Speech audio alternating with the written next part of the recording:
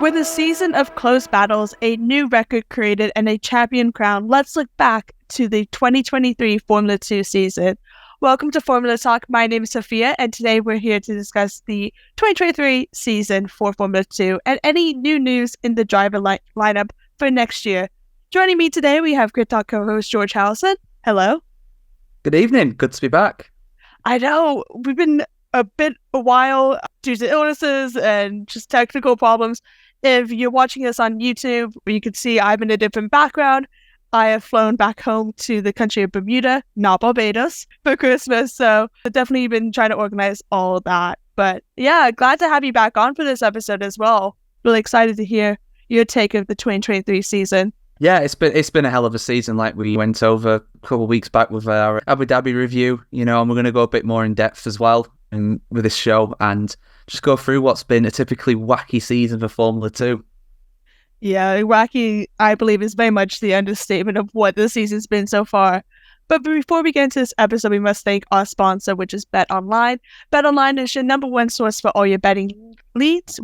Get the latest lines, odds, and matchup reports for baseball, boxing, golf, and more. BetOnline continues to be the fastest and easiest way to place your wagers, including live betting and your favorite casino and card games, available to play right from your phone. Head to the website or use your mobile device to sign up today and get on all the action. Wow, it's been a while. Remember to use our promo code BELIEVE, that is BLEAB, for your 50% welcome bonus on your first deposit. BetOnline, where the game starts. And also make sure you're following us on all our social media channels at Grid Talk UK to stay up to date with this show and also our sister show, Grid Talk. So, getting into it, with 13 out of 14 rounds completed, with Imola being called off due to the flooding weather, we start off in Bahrain for the Shakir Grand Prix. Starting the season off to a flying start for our champion of Teo Pourchaire, he was able to take pole and also the feature race win. However, an unusual race winner, and it was Ralph Boschard, one of the oldest drivers on the F2 grid at 26 years old, and has been involved in every single season since the creation of Formula 2, with only one of those seasons not racing a whole completed season. We're just going to round off the podium because we have so much to discuss in this 40-minute episode. So on the sprint podium, it was Ralph that won, Dennis Hauger P2, and Victor Martins rookie driver in P3. For the feature, it was Teo Pourchaire, Ralph Boschard in P2, and another rookie of Zane Maloney. Second round, we went to Jeddah. It was a new track for a lot of the rookie drivers, but it was a rookie driver, Victor Martins, who took pole. Now, there's a few penalties, and I'm going to be saying penalties quite a lot through this episode because we had disqualifications, grid penalties, time penalties, did not start on formation laps, so much that happened in this season. But Frederick Vesti received a 5-place grid drop after the Shakir feature race for causing a collision, and both the Trident drivers received a 5-place grid penalty after it was found that they had breached the sporting regulations when they did not turn their tires into parc fermé. Now, Trident didn't have the best season with penalties. I think they had the team with the most amount of penalties this season, including a disqualification. Looking at the podium, though, it was Iwasa who was able to take the top spot, followed by Victor Martins and Jehan Darubla in P3. Looking at the feature, Frederick Vesti took the top spot with Jack Doohan in P2 and Jehan Darubla in P3.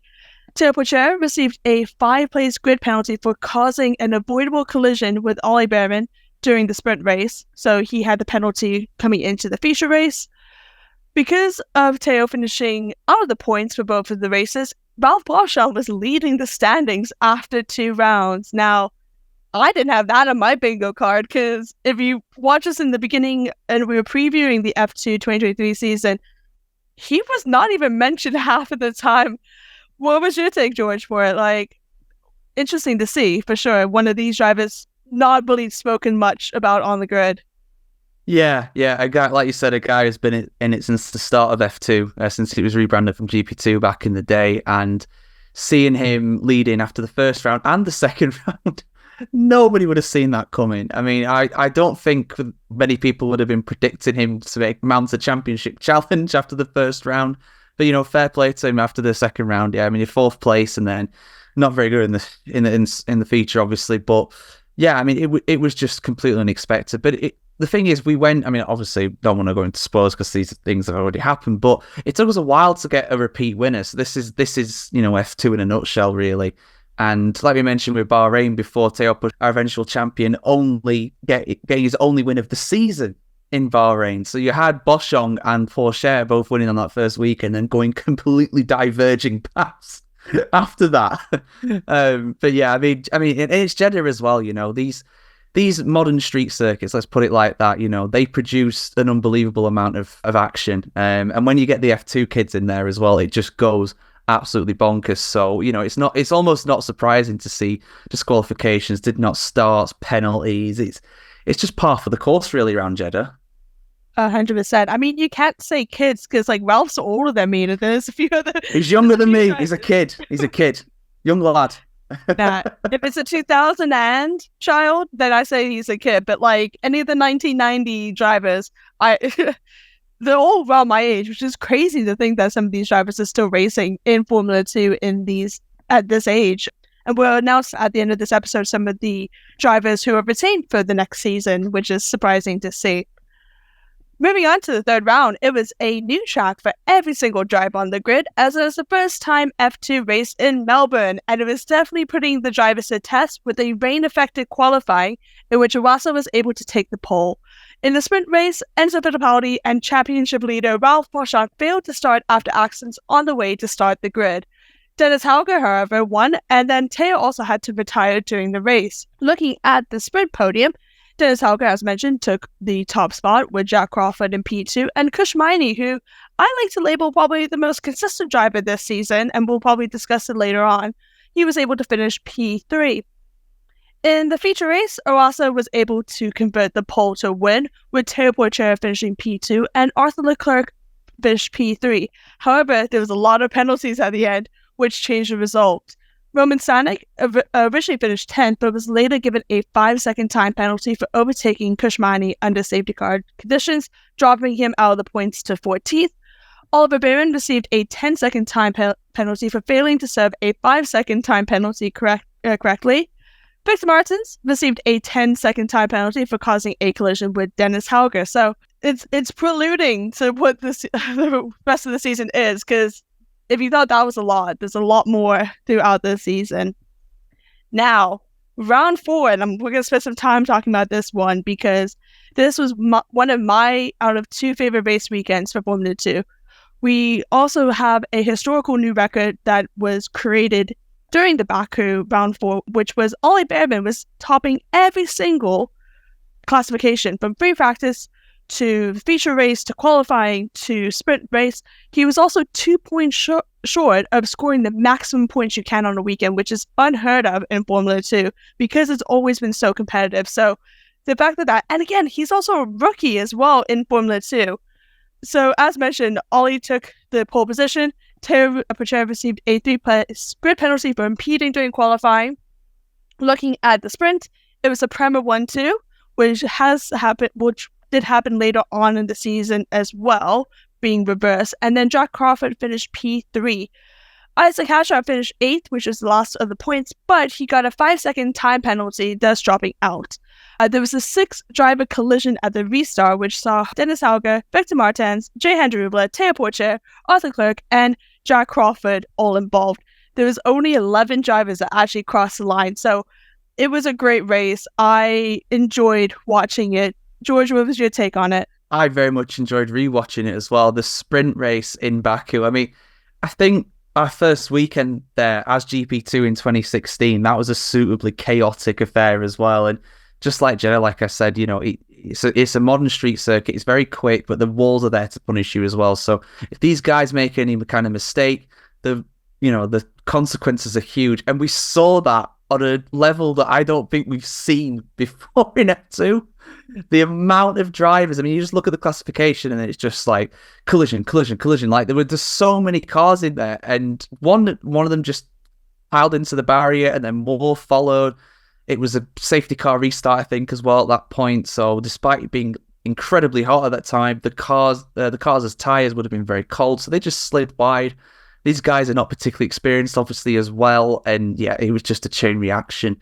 And you got to credit Oliver Bearman though. I mean, he started down in ninth. He had no right to win that race, and he won it literally in seconds before the safety car got called to overtake his teammate, because Vesti was winning that race until literally the final active corner, shall we say. And yeah, it was just unbelievable. He kept his nose clean. You'd think he was like the veteran, the Boschong of the group or something like that, just keeping his nose clean and all that. But he was 17 years old when he won that race. 17. You think about what you were doing at 17, and he's out there winning F2 races, 2 of them in the same weekend, getting back to back with that, and obviously as well, like you said, getting perfect score, topping every session. That's just, it shouldn't be possible, but he did it. Now, I think off the top of my head, only Felipe Drugovich and Oscar Piastri are the only 2 that have done back-to-back wins in a race weekend as well. But I do need to fact-check that. But I know it didn't happen at all, obviously, this season. But those 2 I definitely remember. I think Felipe's was Monza, and I think Oscar's was somewhere else. But yeah.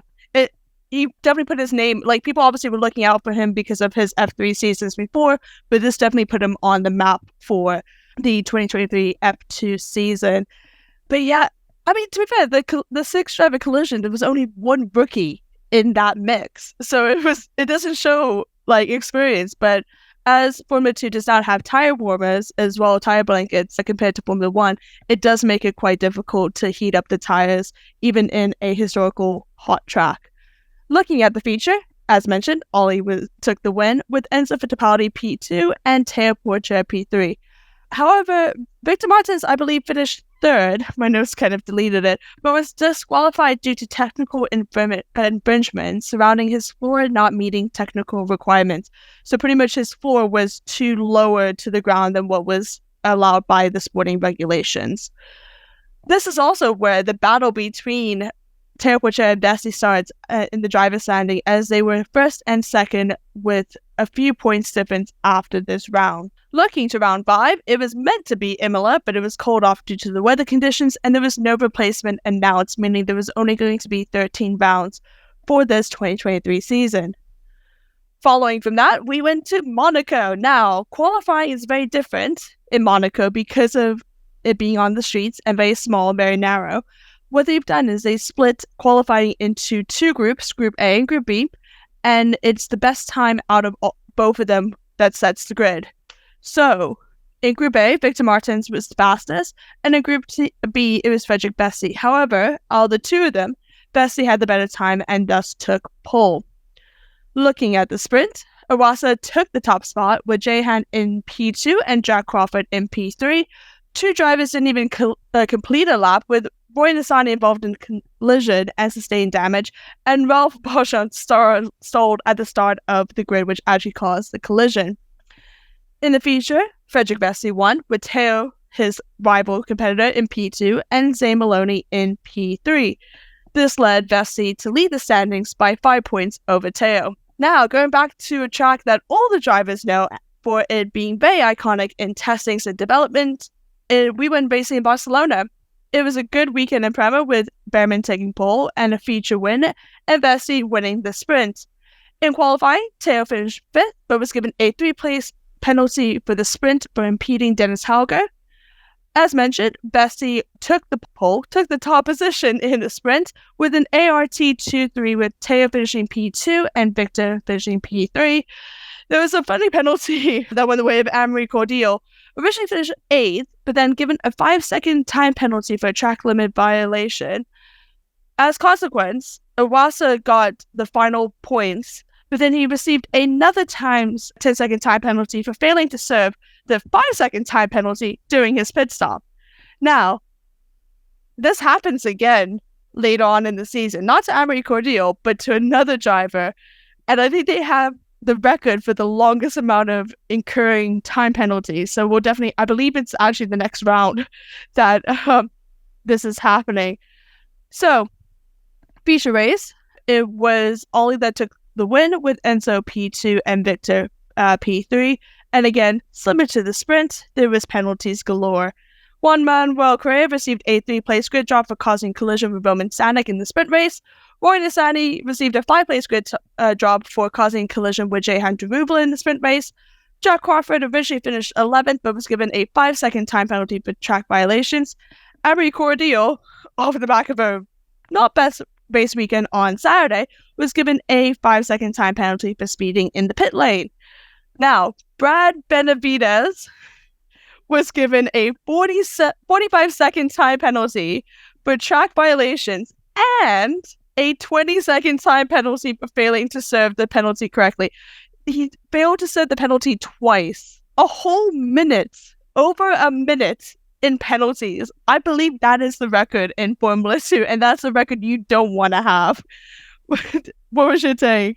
That's disgraceful, isn't it? That's terrible. So what was the original penalty that he didn't serve? Was it a 10-second stop and go or something? Yeah, I think what happened is the jack got touched in the middle of the time penalty.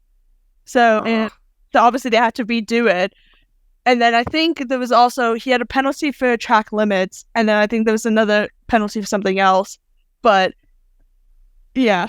45 seconds. Like, that is, honestly, I normally make a joke at this point. I've done worse in the F1 game, but I actually don't think I have. I think at that point they probably disqualified.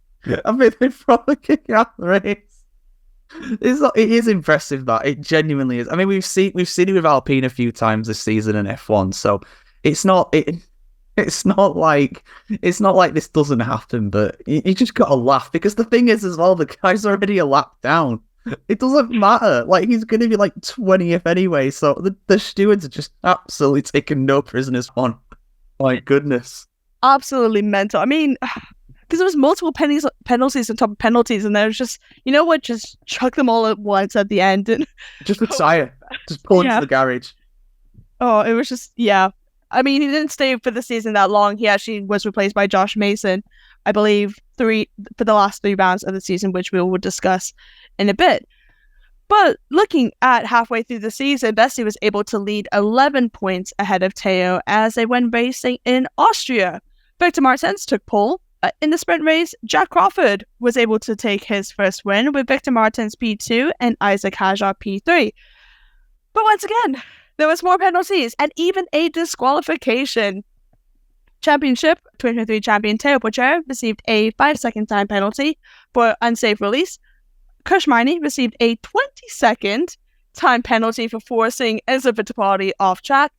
Ralph Walshaw was given a 10-second time penalty for forcing Emery Cordillo off the track, and Klamon Novalag was disqualified from the race after it was found that his rear tire pressures were below the limit according to the technical regulations, which meant that Isaac Hajar was promoted to the final points position. So, like, from one driver getting 45 seconds to, 3 drivers and getting multiple more than 5-second time penalties and a disqualification. Like, absolutely chaotic. There's always something happening, isn't there? I've been going through all the race reports, like I'm sure you have as well, and there's always something in the notes, and there's always quite a few entries there. Like you said, I mean, it's something we need to fact check, but if this isn't the season with the forced penalties, then I don't know what is, because A, it's been a long season, and B, it's just been so many of them. I think, like, I've been watching Formula 2, like, kind of more intently for the last 3 to 4 years. I have, like, watched it since 2017, but, like, off and on, but, like, I've been more kind of involved. But I think off the top of my head, this is the most times we've had more DNFs, more did not starts, penalties, time penalties, grid penalties in general for the entire season. And even though this is one of the longest seasons that they've had, it's still a lot of these drivers are not rookies as well. Like, these are not even rookies that are getting the penalties. These are all the veterans that are getting penalties, which is crazy to think about. But I don't know. We're going to do a special Formula Talk episode talking about all stats and numbers. We're even going to revisit all the predictions to see who was the best out of everybody that's been on Formula Talk with the predictions of the pole, podium, and bowl predictions. I think it's going to be me. I think I have the most points to be correct, but Tom will probably disagree. Don't go making bets on this show, Sophia. You know there's consequences. The sombrero's back there, it's still in here. I mean, there's no big bet. It was just more like the bragging rights to say that they were the top predictor for Formula Talk for the first season of it. Next season, however, we'll probably up the ante. High stakes. High stakes. Maybe not a sombrero. We're not doing that. Bet responsibly. Don't use that. Use it. But looking at the feature, Richard Bashore was able to take his first win of the season with the Wasa P2 and Bessie P3, increasing his lead by 20 points over Teo Bocher. Again, we went back to another iconic track, and it's known for all the drivers. It's Silverstone. Victor Martins was able to take pole. There was a few grid penalties that took place as well. Kush Miney was handed a 5-place grid penalty for failing to serve a 5-second time penalty for exceeding track limits in the feature race in Austria. Zane Maloney received 2 3-place grid penalties during qualifying, first for impeding Teo Bocher and the second for impeding Jack Doohan. Dennis Halger received a 5-place grid penalty for failing to abort a push lap during double-waved yellow flags. Again, lots of penalties taking place, absolutely chaotic. In the sprint, Frederick Bessie was able to take the win with his rival Teo Bocher in P2 and Jack Doohan P3. In the feature, Victor Martins was able to take the 25 points with Zane Maloney in P2 and Teo Bocher in P3. However, it was surprising Victor was able to remain on the top spot as he was given a 5-second time penalty for overtaking a Wasa off the track, but was able to extend the gap so it didn't affect his position. Shehan Daruvla, Roy Nassani, and Richard Bashore all received 5-second time penalties for speeding in the pit lane. Oliver Behrman received a 5-second time penalty for causing a collision with Kush Miney, and Roy Nassani, on top of the 5-second for the pit lane, was also receiving a 10-second time penalty for causing a collision with Frederick Bessie. You know what I'm going to do? Every time a penalty happens next season, take a shot. I'll be on the floor during this sprint race, not even the feature race. I'm going to say, yeah, especially with the time that a lot of these F2 races are on and stuff, you'll be out for the count for that day. Like, you'll be done. Just done a whole bottle. Not like I'm encouraging excessive drinking, but God, the FIA loves throwing out penalties to Formula 2, but not into Formula 1. Absolutely chaotic. It didn't used to be like this, you know. I've followed what was GP3 and GP2, and now has become F3 and F2 for over 10 years now. It did not used to be like this at all. It's only in the last couple seasons that it's really the penalties have really ramped up. Before that, the stewards were just like, just do what you want. Just do what you want, lads. You know. Now, though. Why? Well, yeah, maybe they wanted to stamp it out, but it's not working.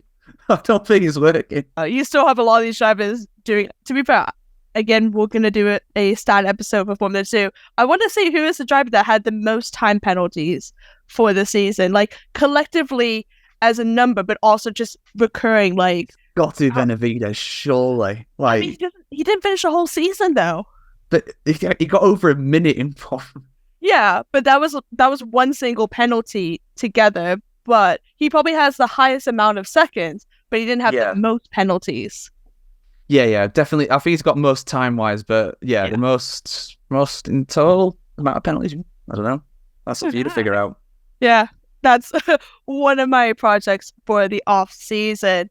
Next round, in the penultimate before the summer break, was Budapest. Jack Doohan was able to take pole ahead of Victor Martins and Bessie, who were all within a second of each other. In the sprint race, Dennis Halger was able to take the top spot with a Wasa P2, and Ollie Behrman returned to the podium finally in P3. Klemon Novalak was handed a 5-second 5-place grid penalty for the feature race for causing a collision with Ralph Balshaw during the sprint, which resulted in both a DNF on lap 11. In the feature race, Doohan was able to convert the pole to his first win of the season in his last F2 season, with Bessie finishing P2 and Victor Martins P3. After the round, Bessie was still leading the standing by 11 points, but in constructors, Prema and ART were both tied with 247 points each. For the final race, before the summer break, we went back to another iconic and historical track, which was Spa. There was a driver change. As mentioned, Brad Benavides was replaced for the rest of the season by Josh Mason for the racing by Charouz. In qualifying, Ollie Behrman was able to take pole, with Juan Manuel Correa receiving a 3-place grid penalty for the sprint for impeding Jack Doohan in qualifying. In the sprint race, Enzo Fittipaldi was able to get his first win of the season, with Teo Porcher P2 and Dennis Hauger P3. Richard Verschoor finished officially second, but was actually disqualified for illegal throttle mapping. Now, I was researching this, but I'm not fully sure what this actually means. George? So I think it's something to do with how the engine interprets the driver putting his foot down, basically, and yeah. So, and I think if F2 is like F1, it'll have some sort of restrictions on like how much power you can output, how many revs you can do. So maybe because of that, he was over whatever limits they were. Obviously, he would have had no way of knowing that, but it is a bizarre reason to get disqualified. I mean, obviously, if he's done that, then yeah. But why his team's done that, I don't know. It's a bizarre one. And interesting to understand how the FIA was able to discover that as well. That's also a big mystery. I guess obviously they have so much data and telemetry, obviously comparing it to the other drivers on track. But at the same time, what's the range? Because some drivers might throttle a lot more on corners than others, or brake differently as well. So, I mean, they can do. Yeah, I mean, I'm talking like 20 years ago now, but back in the day when you used to have refueling in F1, and this would have moved on so much, but the teams could tell how much fuel each one of them had in their cars by the notes of the engine that it was making. So, yeah, so things have moved on a lot since then. So I imagine the FIA will have something that'll be like, that sounds a bit dodgy. And then obviously they'll look into it. So honestly, the technology for this kind of stuff is scary, because obviously they're all trying to stop each other from cheating too. Yeah, I mean, it's crazy looking at it. That's also why I got into sport, is like the data and tech for it. But yeah, I don't think I've ever seen anything like that before. But looking at the feature race, Doohan does the double feature race win after winning the previous round, and was able to take the win for Spa. Teo finished P2 with Enzo P3, but again, it wasn't as straightforward. Right. Victor Martins received a 5-second time penalty for speeding in the pit lane. Oliver Behrman received a 5-second time penalty for causing a collision with Victor Martins. Clement Novalak received a 5-second time penalty for crossing the pit lane exit. Juan Manuel Correa received a 10-second time penalty for causing a collision with Jack Crawford. Dennis Hauger was disqualified during the race for rejoining the track after being pushed by track marshals. Frederick Vesti crashed out on the reconnaissance lap and therefore unable to start the race. Again, great race to watch. If you can't watch a whole weekend, watch the highlights of the feature of Spa, because so crazy. Yeah, it was amazing to watch. But with Vesti not starting the feature and Teo finishing second in both of the races, he overtook the standings from Vesti by 12 points ahead heading into the summer break. And speaking of break, why don't you take a break from listening to us to give us a 5-star review on Apple or Spotify, and make sure you are liking, sharing, subscribing, and following us to keep up to date. Also, big news, Grid Talk has been nominated for Best Motorsport Content Podcast for the Sports Awards. We would really appreciate if you could vote for us. Voting is open until the 28th of January, and the link to vote is on all our social media bios at Grid Talk UK. It is a great opportunity for us to be nominated. We are going up against some big names like Sky Sports, the official Red Bull podcast, and BBC 5, to name a few. Great to have Good Talk nominated. It's been a great year, and obviously, as they are our sister show, so just to be nominated is an amazing feeling for it. Returning back from the summer break, we went racing in Zandvoort. Now, another one of my favorites because of unusual winners. In qualifying, Jack Crawford was able to take pole ahead of Dennis Hauger.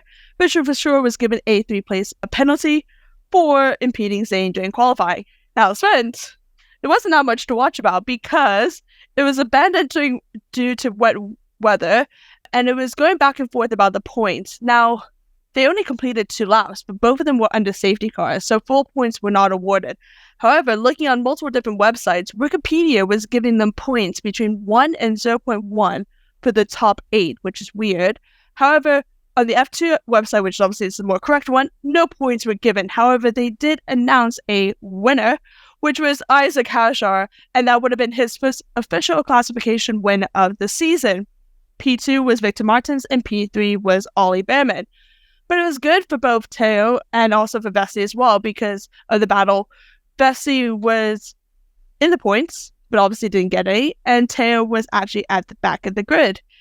Now, obviously, Zandvoort is quite an interesting track because of the banking as well, but the wet weather, like, it was a flood. Like, I believe F1 got delayed, Formula 3, I believe, also didn't have classification points in the sprint. But they took forever, though. It took about 25 minutes for them to actually abandon the race because they kept on doing one, and then they kept on doing, like, going out for, like, test laps to see how it was, but then the spray was crazy. So technically, while they did 2 completed laps, I think they probably did about 10 under doing kind of, like, reconnaissance laps about the track, but they should have called it straight away. What was your take on that? It's difficult, it's difficult when it comes to these kind of situations. I mean, obviously, they don't want to have a repeat of Spa in F1 in 2021. They also want to make sure that, these guys can go out and race and can compete. I'm not sure what time the actual sprint was on, but it's usually the afternoon, evening. I think it's the last session of the day, basically. So there was nothing for it to kind of get, knocked on and not happen. They had plenty of daylight because it was in the summertime or September time at least. So they tried to do it, but the weather was just awful for the most part that weekend at Zandvoort. It was never going to get good enough, but we do see it sometimes where things dry out quite quickly. So I can understand them wanting to get it going and stuff. I'm very glad they didn't go because I didn't realize that about the percentage points that you mentioned before. But yeah, that is listing it on Wikipedia. I'm very glad they didn't do that because can you imagine if the championship got decided with that? Can you imagine? I got won by 0.2 of a point. I mean, Vesey was at the bottom of the points, so he was classified as 0.1 of point. Like, God, imagine. There's a thing about losing by 1 point, but like a 0.1 of a point, that's even more heartbreak, I think. I think that, I mean, obviously Felipe Massa's doing a lawsuit, isn't he? That'd definitely be a lawsuit. Like, there's definitely be some grounds for that, surely. 100%. So I don't know where Wikipedia came with that. I mean, to be fair, they've not even updated Abu Dhabi 2023 Formula 2 webpage yet. So who knows? Maybe somebody was playing around with it on Wikipedia. Going to the feature race. Now, again, a great race to watch. Klamon Novalak surprised everyone taking the win with Zane P2 and Jack Crawford P3. Both Vesey and Teo actually did not finish. He lost his wheels on the track. And Martins originally finished 5th, but was given a 10-second time penalty for forcing Behrman off the track, thus dropping to 9th. And Ralph Boschart and Derubler received 5-second time penalties for committing safety car infringement. So, yeah, crazy. I mean, Klamon Novalak, we only really mentioned him because of penalties. That was his only podium of the season. And it was a race win. And it was shocking because he was so down on the grid. But because there were so many penalties and so many collisions taking place, he was able to take the win, which was definitely needed for Trident, given both him and his teammate Roman Stanek was not doing well this season and still didn't do well. Klamon actually didn't even finish the Formula 2 season. He did not actually race in Abu Dhabi. It was another driver that took his spot for that. But pretty much the drivers were able to take a month off, and we raced for the penultimate round of the season, which was in Monza, a crucial round which could have seen Teo take the championship. He started off well. He was able to take pole away from Behrman by one of the biggest gaps of the season of a 0.159 seconds between pole and P2. In the sprint, it was a well-needed win for Vesey, taking the top spot, with Teo Pourchaire taking P2, and then also the battle of Ollie Behrman for the rookie title as well, finishing P3. I lied. That my notes are completely off. In the sprint, it was a well-needed win for Vesey, taking the top spot, with ART and Teo's teammates, Victor Martins, taking P2, which was in his own battle with the Prema driver of Ollie Behrman for the top rookie title. In P3, Richard Verschoor came third. Teo was able to secure points from starting from the reverse grid of 10th and finished 4th. I wrote these notes today, but I guess my handwriting, not even my handwriting, my typing just doesn't even make sense to me some of these times. But there's no race without penalties. Isaac Hajar received a 5-second time penalty for leaving the track and gaining an advantage. Jack Crawford was handed a 5-second time penalty for exceeding track limits. Juan Manuel Correa received a 10-second time penalty for causing a collision with Jehan Deruvula. Now, I think there was only 2 races, where there was no penalties whatsoever. And again, I will fact check that. But for 13 rounds, 26 races, only 2 not having any kind of penalty, that is crazy. I mean, imagine if they had it for every single race. Wild. In the feature race of Monza, it was Ollie that took the top spot with Iwasa P2 and Teo Porcher P3. This led the gap between Teo and Vesti to grow because Vesti didn't even start the race after a collision with Roman Stanek, in which he was pushed onto the grass and spun and hit the barriers on the opening lap. This led the standing towards Teo's favor for the final round with a lead of 25 points, which is the same amount that you can get for a feature race win. For the final round, we went racing in Abu Dhabi. Again, another big break. I mean, George, like the last 3 rounds had a span of 3-month difference. There's so many gaps. I understand, obviously, because they were racing, F1 was racing in the States and in South America, and the cost of that was too much for Formula 2, but wouldn't it best try to finish it at the end of the European season, like how we do in Formula 3, which finishes in Monza? Because that's big gaps with a lot of drivers not involved in other racing. Like, some people did, obviously, endurance. People were testing in Formula 3, Formula E, and IndyCar and everything. But that's a big break for these drivers to come up and come back quite cold, I guess, for the final race of the season. Oh yeah, it's a huge gap. I mean, but come on, we know why. We know why. Money. Simple as that. Abu Dhabi is the final race of the F1 season. They want to be the final race of the F2 season as well. They want to be seen as the place where the person who comes into F1 next gets crowned. But yeah, no, I'm with you. It's a huge gap, and I don't know what these guys were doing in between that gap, but it would make a lot more sense just to end it at the end of the European season, but they just won't. But you never know. There is potential for them to potentially go out to Asia or something. I mean, they went to Australia this year for the first time, so I wouldn't rule that out. Obviously, there's a down Singapore. Well, they used to do it. GP2 used to go to Singapore. I remember Julian Palmer back in the day. He won there. I guess he did know we have to have his wits about you on a street circuit. So it has been done before. Yeah, I mean, I'd love to see it. Can you imagine the F2 guys around Suzuka? My days. Oh, that'd be incredible.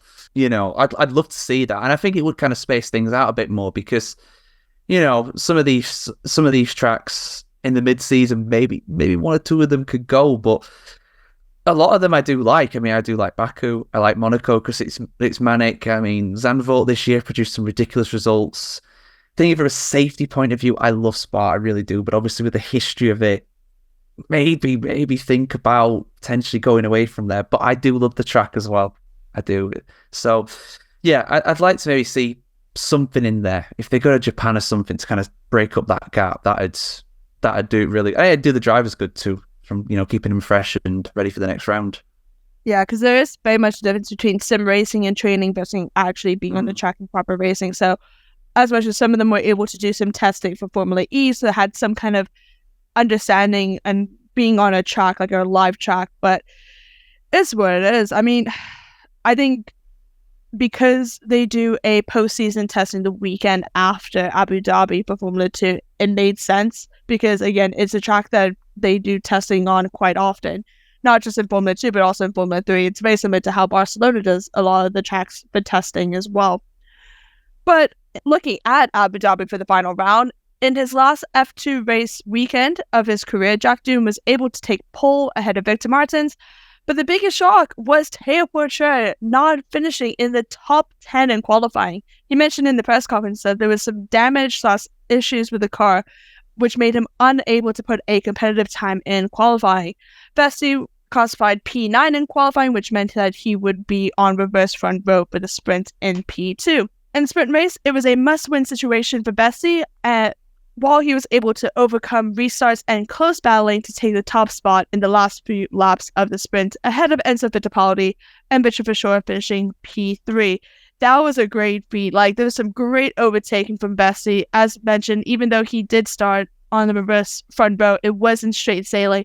I think the lowest he dropped down was like P10 in that race, in that sprint race. So to go from P2 to P10 to first in only, I believe it's 15 laps off the top of my head, like, that is great to have, especially on a track like Abu Dhabi where overtaking is not as common compared to the other tracks. Sorry. Also, as well, title contender Teo Pacher was able to get some points. He was starting from P14 and was able to cross the line P7, taking 2 points into the feature race. This meant Teo was leading by Bestie by a handful of points. This also meant that Bestie would have to win the race or place in top 3 with the fastest lap and Teo not get any points. It went down to the wire as well in the constructors, with Prema and ART battling out. ART was ahead by 17 points before the feature race. Taking the last win of the season, it was Jack Doohan who was able to convert his pole. He actually has the most feature race wins of the season, winning 3 of the 13 rounds. And his campaign in Formula 2 came to an end as he has decided not to move forward in Formula 2 and to focus his time being the Alpine reserve driver. Victor Martins took P2, which secured his title of being the best rookie after his competitor of Ollie Behrman did not finish and pulling into the pits and had to retire. And rounding out the podium, Bessie was able to secure a podium. However, Teo pulled a masterclass of racing and finished 5th, giving him the championship. With both Victor Martins and Teo Pacher in the points, ART was able to win the Constructors' Championship over Prema, making it a clean sweep of awards for champion for both driver and constructors and top rookie.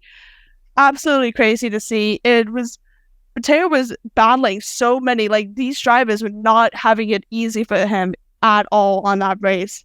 But looking at the final standings, Teo Pacher, as mentioned, was able to be crowned champion for 2023 with 203 points. Bestie finished P2 with 192 points. With Doohan's win in Abu Dhabi, he was able to overtake to take P3 with 168 points ahead of Iwasa by 15. P5 was Victor Martins as the top rookie with 150 points, which was 20 points ahead of his competitor Ollie Behrman in 6th with 130. Enzo Fittipaldi finished 7th with 124. Dennis Hauger, P8, 113. Richard Verschoor, 108. And rounding out the top 10, Zane Maloney, which is the 3rd rookie with 96. Now, that's the F2 season. Now, we will have special episodes for F3 and F1 Academy and about all the predictions and stats and see who has been the best. But, George, describe in a few words, how has this season been for you watching it? It's very exciting, very unpredictable. A lot of the rookies really impressed. A lot of the more experienced drivers, like we were saying, made a lot of mistakes. I thought it was fantastic to see Pacher finally win the F2 championship. It's something he's been tipped to do ever since he joined the series. Great to see some performances, like you said. I mean, Vesti getting a lot of wins, Doohan getting a lot of wins, Iwasa as well. Martins and Behrman being the standouts of the rookies. They're ones to watch for next season. They'll both be heavy favourites, I think, to at least be up there challenging. And as well, like you said, like you mentioned earlier on, Miney as well, which he was another rookie, very impressive, as was Maloney. Bit of Alan support there for you. But yeah, they both did really well too, very consistent. So yeah, it's gonna be very interesting to see how these guys kind of evolve next year with a lot of the top guys. I mean, all of the 4 top finishers from this season, I don't think are coming back. So it'll be very interesting to see what happens next year in F2 in 2024. Yeah, Victor Martins is the only one that's returning, like, the top position of returning. Well, actually, I can't even say that. It's still not confirmed if he's with ART for next season as of today's episode recorded on the 21st of December. I mean, technically Behrman, P6, he's been retained for next year. And speaking of next year, let's look at some of the driving lineups, because a lot have been confirmed since our last episode. We now know where Jack Crawford and Ritomaru Miyata are going, because as mentioned in the previous episode, they announced that they will be racing, but not to which teams. So, looking at ART, Zach O'Sullivan, moving from Formula 2 to Formula 3 after finishing second in the standings. He is replacing Teo due to Teo not being able to compete, being that he won the season. And it was rumored that alongside him will be Victor Martins, joining the French team again for a second year. However, it's not been confirmed. So it seems more likely because he has done very well with AR2, obviously last season, this season 2023. Looking at Prema, they have both of their drivers confirmed. As mentioned in a few of our episodes, Frecker winner Kimi Antonelli will be joining alongside Ollie Behrman. He is retaining his spot with the team for his second year. Burton Colling has both of the drivers confirmed. Zay Maloney is staying, and joining him is Super Formula champion Ritomoto Miniata. As mentioned, he said that he was coming into Formula 2, but it wasn't announced where he was. That got announced, I believe, last week. Looking at Dams, Jack Crawford has confirmed moving teams. Now, it was unsure who was going to join him because Iwasa announced that he was moving to Super Formula for the 2024 season, and Arthur Leclerc was rumored to move to Endurance. But as of today, literally hours before this episode was recorded, Juan Manuel Correa is back for a full season and racing with. I'm excited to see him back. I believe this is his second full season in Formula 2 after the tragic accident in Spa. I believe he did 2 seasons or 1 season in Formula 3 as well. So it's nice to see him racing back again. Invicta has a name change for 2024. Instead of being called Invicta Virtuosi Racing, it is now going to be rebranded as Invicta Racing. They have both of the drivers confirmed, with one of the consistent drivers of the 2023 campaign of Kushmaini, who is now under management by former Formula 1 champion Mika Hakkinen. Alongside him is the F3 2023 winner of Gabriele Bortoleto. MP Motorsports have both of the drivers confirmed. Dennis Hauger is retaining again to race for MP after parting ways with Red Bull Junior Academy. Alongside him, having the opportunity to race in F2 already, replacing Jehan Daruvla, who will be in Formula E, is Argentinian driver Franco Colapinto, who has moved from Formula 3 to Formula 2 for 2024.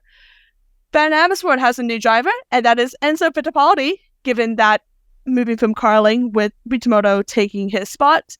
However, the second seat is still undecided at this moment.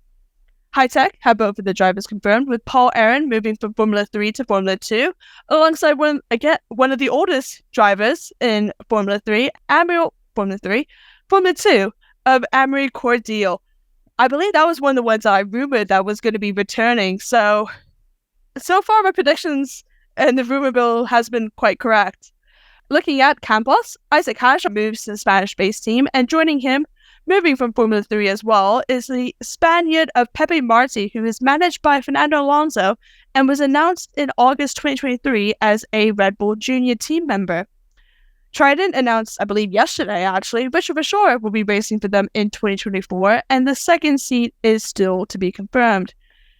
And finally, one of the most chaotic teams of the F2 grid, both this year and even last year, PHM Racing by Charus, which will now be only called PHM Racing, has confirmed that Joshua Dickinson, which we've discussed a few times, moving from FRECA to Formula 2, even though he only finished 19th in FRECA, will be taking one of the seats. We still don't know who the second one is. I believe it's going to be Ralph Warshaw or somebody that knows Formula 2 that can help this guy, because I'm not trying to be rude, but like, he finished 19th at FRECA. He's not won any kind of championship. His whole single seating karting career, his highest finish is 8th, and he's moved from FRECA to Formula 2. I understand Kimi, 100%. He won it, and he won records. Josh, again, no malice, but make it make sense to me. Can't. I genuinely can't. I mean, yeah. At this point, they'd have to, like you said, so for the experience, get Boschong in, get Roberto Merri in, get the old gang back together. I've no idea who they're gonna get, no idea. I'd like to see another, young kid get a chance and stuff, but it really does feel like too much of a step up.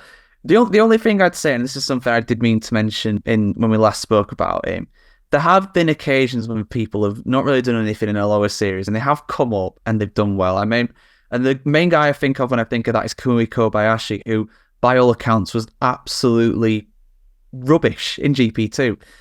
Comes into F1, immediately effective, immediately good. So I will say that sometimes drivers can make these jumps up and do better, but like you said, 8th place being their best ever finish. And that was that was in 2018 in the standings. Like, it was 5 years ago. Yeah. He's finished 18th, 19th, 25th.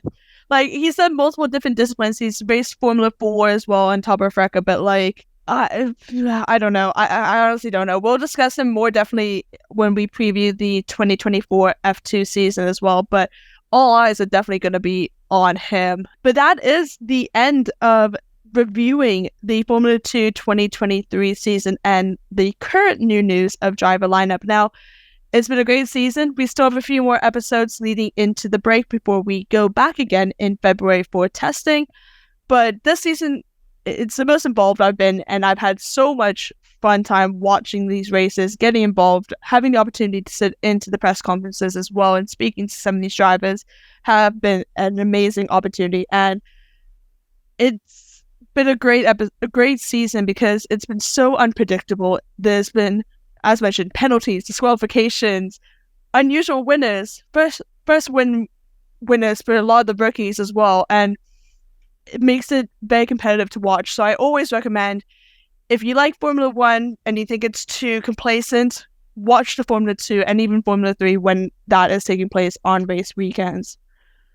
But Formula Talk is available on YouTube, where episodes are posted after we record, but you can also find us on Amazon Fire, Spotify, Google Podcasts, Apple Music, Verbal, and Pocket Cast. Just search Formula 1 Grid Talk for our backlog of catalogs of shows with previews and reactions to Formula 1 qualifying and race results, and also our episodes of Formula Talk. Please consider supporting the channel on Patreon so we can get mics, lights, and better recording equipment. And make sure you're subscribed so the first to know when each new episode is released. And as mentioned, we have been nominated for Best Motorsport Podcast, so we would appreciate if you would take 5 to vote for us. Every vote counts. And once again, it's an amazing opportunity. I'm very proud of the team and everybody involved for it, both behind the scenes and on the screen. So really well done to the team. Thank you, George, for joining me again. As always, lovely having you.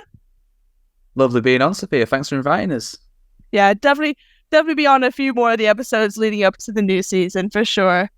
And we'll be back soon with plenty more content. As mentioned, we got Formula 3 to round up and F1 Academy. Thank you very much for listening to Formula Talk presented by Bet Online. Goodbye.